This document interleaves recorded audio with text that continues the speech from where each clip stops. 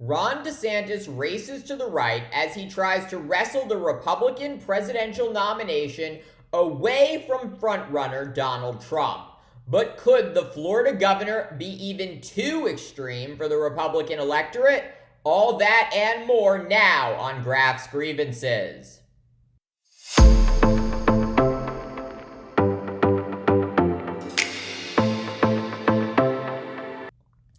We have seen this failed campaign strategy before. A pompous, fresh-faced Republican politician, educated at Harvard Law School, attempting to defeat Donald Trump by running to his right.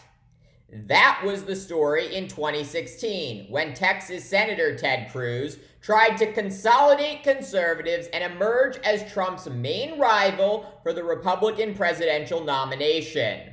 Cruz arguing that he was the only true conservative in the race, and consistently attacking Donald Trump as a big government liberal, after Trump said it would have been a, quote, wonderful thing for former President George W. Bush to have been impeached over the Iraq War. Cruz said Trump's position was, quote, extreme and radical.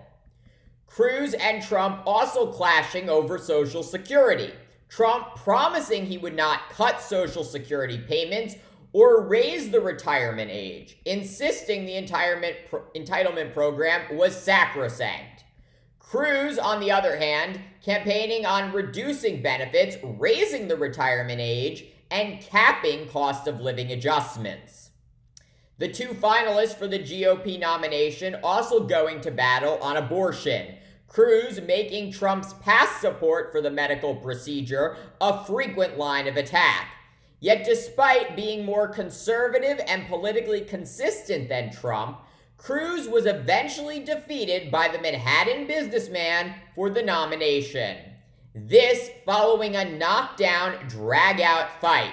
Trump, without evidence, suggesting that Cruz's father was involved in the assassination of John F. Kennedy, and that Cruz's wife Heidi was unattractive.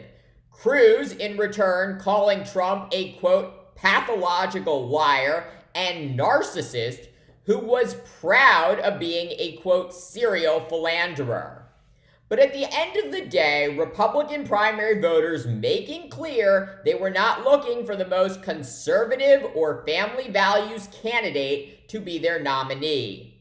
Republicans embracing a former Democrat, twice divorced, sexually abusing womanizer to be their party's standard bearer. And with Trump's astonishing win over Hillary Clinton in the general election, the Republican Party was remade in Trump's image. Fiscal conservatism out, in favor of big government and big spending. Talk of entitlement reform, entirely dead. Defending democracy around the globe, no more. Trump embracing dictators and autocrats such as North Korean leader Kim Jong-un, Russian President Vladimir Putin, and the murderous Crown Prince of Saudi Arabia, Mohammed bin Salman. With this understanding of today's Republican Party and how Trump became the party's nominee, it is baffling that Ron DeSantis appears to be following the same failed path that Ted Cruz took in 2016.